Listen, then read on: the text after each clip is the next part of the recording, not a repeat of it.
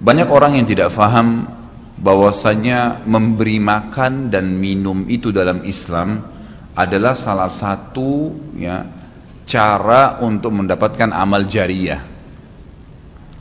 Jadi banyak orang memikirkan amal jariyah itu hanya membangun bangunan, hanya membagikan Al-Quran sehingga dihafal. Intinya fisikal, bentuk materi saja atau material ya. Lebih ke masjid, lebih ke bangunan, lebih ke jalan, lebih ke sumur gitu kan. Padahal sebenarnya ada hal-hal lain yang bisa menjadi penyebab amal jariyah. Di antaranya makanan dan minuman. Jadi hadis Nabi SAW yang sahih riwayat Imam Ahmad, ini rahasianya di hadis ini. Kata Nabi SAW, "Ma wudi'a ta'amun illa wada'allahu fihi barakah." Tidak ada makanan atau minuman yang dihidangkan untuk orang lain kecuali Allah, atau dihidangkan buat diri sendiri juga masuk sebenarnya, kecuali Allah jadikan bagian dari makanan dan minuman itu berkah. Maksudnya berkah apa? Kata para ulama, dia akan berada di tubuh orang yang mengkonsumsinya selama dia masih hidup. Jadi begini, orang tua kita semua, Bapak Ibu sekalian, orang tua kita, seperti saya, orang tua saya misalnya, pada saat saya ceramah di masjid ini, saya mendapatkan pahala karena menyampaikan agama Allah, insya Allah, bila diikuti dengan keikhlasan. Semoga Allah ikhlaskan niat kita. Orang tua saya panen pahala saya. Kenapa Bapak Ibu sekalian? Karena saya tumbuh dari ASI ibu saya, dan saya tumbuh dari nafkah ayah saya. Makanan, minuman yang saya makan selama ini sehingga membantu pertumbuhan badan saya menjadi besar dan akhirnya saya bisa hidup, maka itu menjadi amal jariyah. Makanya dalam hadis riwayat Imam Muslim, seorang sahabat bertanya, "Ya Rasulullah, ayyul islami khair?" Perbuatan apa dalam Islam yang khair? Khair ini yang baik sekali, pahalanya besar sekali, selain yang wajib, yang sunnah-sunnah aja nih. Nabi SAW tidak mengatakan perbanyaklah sholat sunnah. Kenapa? Sholat sunnah secara individual, puasa sunnah, zikir, ngaji, bukan. Karena orang ini mengatakan khair artinya yang banyak sekali pahalanya, banyak sekali manfaatnya dan ringan, sunnah. Berarti orang lain bisa merasakan. Apa jawaban Nabi SAW? Tut'imut ta'am wa tusallimu ala man ta'rif wa man lam ta'rif. Engkau memberikan makan dan minum kepada orang yang kau kenal atau kau tidak kenal. Memberi makan umumnya. Dan engkau menyebarkan salam kepada orang muslim yang kau kenal atau kau tidak kenal.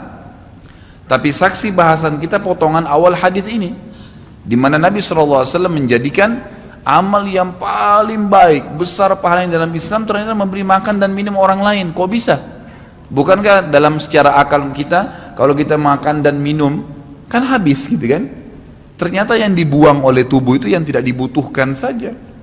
Yang jadi mohon maaf air seni kita, air kencing dan buang air besar, jadi tinja itu yang tidak dibutuhkan oleh tubuh, tapi yang dibutuhkan diambil, diserat, gitu kan?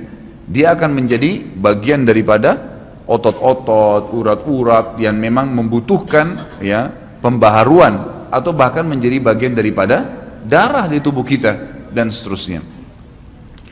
Tubuh kita terdiri dari 75% air. Dan Allah SWT mengatakan dalam Al-Quran, "A'udzubillahi minasyaitonirrajim, waja'alna minal ma'i kulli syai' hayy." Kami jadikan dengan air itu segala sesuatu bisa hidup. Dan memang seperti itu. Manusia bisa hidup dalam sebulan tidak makan, tapi manusia nggak bisa hidup kalau sebulan nggak minum. Bukan sebulan, seminggu nggak minum.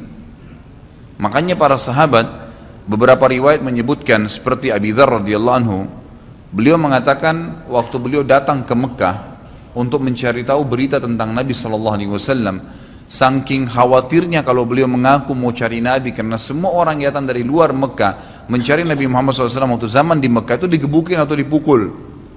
Dia dari suku Ghifar, dia khawatir. Maka dia bilang, karena khawatir saya ditahu orang asing, saya juga kalau beli nanti retorika bahasa saya berbeda, maka saya minum air Zam-Zam. Dan selama beberapa hari dia tinggal di Mekah itu 2 minggu cari Nabi SAW, 2 minggu minum Zamzam nggak makan apa-apa. Dan bisa, gitu kan, minum air. Beberapa sahabat juga dalam riwayat Bukhari menjelaskan, mereka pernah tinggal di Mekah selama sebulan tidak minum kecuali air Zamzam. Bisa hidup. Apalagi memang Zamzam punya kelebihan. Ya. Zamzam itu kata Nabi SAW adalah makanan dan minuman yang menyehatkan dan mengenyangkan. Tapi intinya air, gitu kan, intinya air. Fungsi air banyak sekali, kan gitu. Tadi kalau kita masuk makanan dan minuman dulu, memberikan makan dan minum dalam Islam ini sangat besar pahalanya, sebagaimana saya jelaskan dan termasuk amal jariah. Di dalam Islam ada beberapa kegiatan yang kita disuruh untuk memberikan makan dan minum orang, seperti misalnya membuka puasakan orang lain dengan minum dan makan, dan dijanjikan pahala yang besar. Man fattara sha'iman kana lahu mithlu ajri sha'imin min ghairi an yanqus min ajri sha'imin syai'a. Siapa yang membuka puasakan orang lain, maka dia akan dapat pahala orang itu tanpa dikurangi sedikit pun dari pahala orang yang buka puasa tadi. Dan Umar bin Khattab radhiyallahu anhu pernah memanen pahalanya 1 kota Madinah di zaman khilafah beliau dengan air.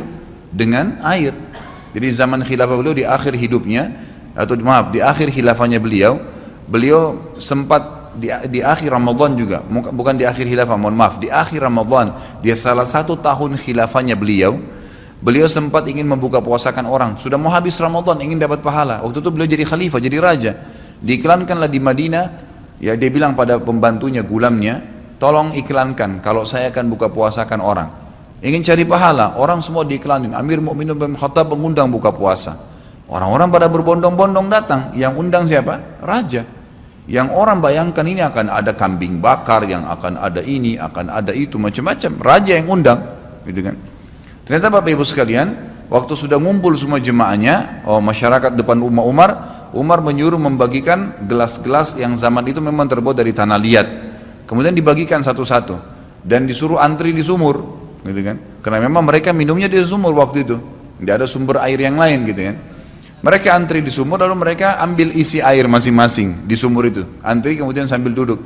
Setiap kali seseorang di antara mereka dituangkan air di gelasnya, mereka berkata, mungkin sebentar keluar kurmahnya, makanannya, dan seterusnya. Begitu terdengar azan, kata Umar kepada pembantunya, sampaikan kepada seluruh muslimin, silakan berbuka puasa dengan air yang ada di tangan mereka.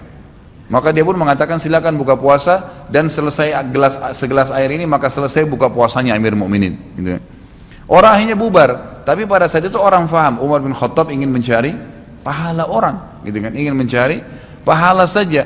Dan ini sudah saya tekankan, kalau menjelang Ramadan, Anda juga bisa ikuti pengajian saya di YouTube, ada judulnya Dahsyatnya Ramadan. Salah satunya itu kalau tiba Ramadan, ikhwah, maka maksimalkan waktu membuka puasakan orang. Apa susahnya membeli sedus air, ya, air mineral, berapa harganya? 20.000, 30.000, 20.000 rupiah kalau nggak salah ya. Air mineral gelas, isinya berapa? 40 sekian. Baik, kalau kita bagiin di masjid, satu orang minum 1 gelas, kita dapat 48 pahala orang buka puasa. Nah, itu luar biasa, hanya dengan 20.000 rupiah. Tapi anehnya banyak orang tidak mau amalkan, padahal itu termasuk selain amal jariah, dapat juga pahala buka puasakan orang lain. Nabi SAW dan juga merupakan ciri para nabi-nabi, mereka itu paling senang mengikram tamunya, dan beliau menjadikan sebagai sebuah prinsip dasar dari iman kepada Allah dan hari akhir, sebagaimana beliau bersabda dalam hadis Bukhari Muslim, man kana yu'minu billahi wal yawmil akhir falyukrim daifahu. Siapa yang beriman, mengaku beriman kepada Allah dan hari akhir, maka dia harus mengikram itu, melayanin, memberikan makan dan minum, ya, mengucapkan tutur kata yang baik bagi tamunya. Intinya memberikan makan dan minum dalam Islam ditekankan sekali, karena itu juga termasuk, ya, amal ibadah, amal jariah dan amal ibadah yang akan mendapatkan pahala. Jadi ada 2 sisi pahala yang didapatkan selain amal jariahnya, selama dia makan dan minum kemudian itu masih ada di dalam tubuhnya, maka berarti itu akan terus menjadi amal jariah. Kata para ulama, dia akan terus menjadi amal jariah pada saat seseorang tumbuh besar. Kayak kasus seseorang manusia tadi, orang tuanya, ayahnya carikan nafkah yang halal, ibunya kasih ASI, kemudian dia tumbuh besar dari situ. Tumbuh besar ini ternyata menjadi otot-ototnya, menjadi komponen dari tubuhnya. Kemudian dia menjadi besar, lalu dia menikah. Dari komposisi tubuhnya tadi, ternyata ada yang mengalir di sperma dia kepada anaknya. Kemudian anaknya tumbuh besar juga dari situ, dan seterusnya. Jadi amal jariah selama masih ada manusia itu. Jadi seperti itu luar biasanya gitu. Di antaranya tadi saya bilang, kita bisa mendapatkan pahala dengan buka puasakan orang. Yang kedua, mengikram orang. Mengikram ini memberikan, menyuguhkan sesuatu buat tamu. Ya. Termasuk ya, yang dianjurkan adalah sering-sering ya, mentraktir orang lain. Ada kultum saya itu. Subhanallah, saya isi salah satu pengajian di salah satu kantor di Sudirman ini. Sampai saya dibisikin, Ustadz, setelah saya nonton di YouTube ceramahnya Ustadz tentang traktir, ini teman-teman semua pada berebut nih, saling traktir-traktiran gitu. Jadi nggak lagi nunggu temannya yang bayar, tapi dia yang bayar duluan. Ternyata itu amal jariah ya Ustadz ya. Oh iya, amal jariah kan gitu. Memberikan makan orang, bayangkan kalau dia makan dan minum dia kenyang, kemudian ada yang jelas pasti ya, makanan minuman yang dimakan dan diminum itu pasti ada bagian yang akan menjadi komposisi tubuhnya, nggak mungkin semua terbuang. Maka itu berarti akan jadi amal jariah. Apalagi kalau dasarnya yang kita berikan makan orang-orang yang bertakwa, orang soleh, luar biasa, makin kuat dia beribadah. Ciri Nabi Ibrahim alaihissalam, Nabi Ibrahim itu malah luar biasa ikramnya, ya. Dia suka dengan tamu, sampai-sampai kalau dihidangkan makan, cirinya beliau nggak pernah makan sendiri. Pasti habis dihidangkan makan, dibuka pintu rumahnya, siapapun lewat dipanggil makan sama dia. Syekh bin Baz hafizahullah rahimahullah, beliau sudah meninggal. Salah satu muridnya menceritakan, beliau itu punya rumah, ya, rumahnya dia di belakang atau di samping rumahnya itu ada sebuah tempat yang kosong, pakai AC, ya dilapangkan seperti masjid inilah. Setiap hari beliau menyiapkan makan siang dan makan malam untuk 600 orang. Setiap hari. Siang itu untuk 600 orang, malam untuk 600 orang. Jadi 1200 orang yang makan setiap hari. Atau 1200 porsi lah ya. Kalau orang yang sama makan siang dan makan malam. Sampai-sampai beliau bukan mengundang ya, enggak diundang orang. Jadi awal-awalnya saja diiklanin. Jadi kalau sudah tiba waktu makan siang, yang lagi nyapu jalanan mampir, yang lagi lewat mampir, yang muridnya mampir, yang kerabatnya mampir, pokoknya mampir 600 orang. Siang malam, tiap hari sampai belum meninggal. Itu bagaimana mereka mengikramnya. Kadang-kadang kita subhanallah, makanan kita taruh di kulkas sampai rusak, nggak mau dibagi kepada orang. Pelitnya luar biasa. Kalau buahnya lagi berbuah dibungkus, nggak mau dibagi ke orang lain. Padahal sebenarnya rahasia untuk menambah berkah sesuatu benda, rezeki kita, itu diinfakkan dulu.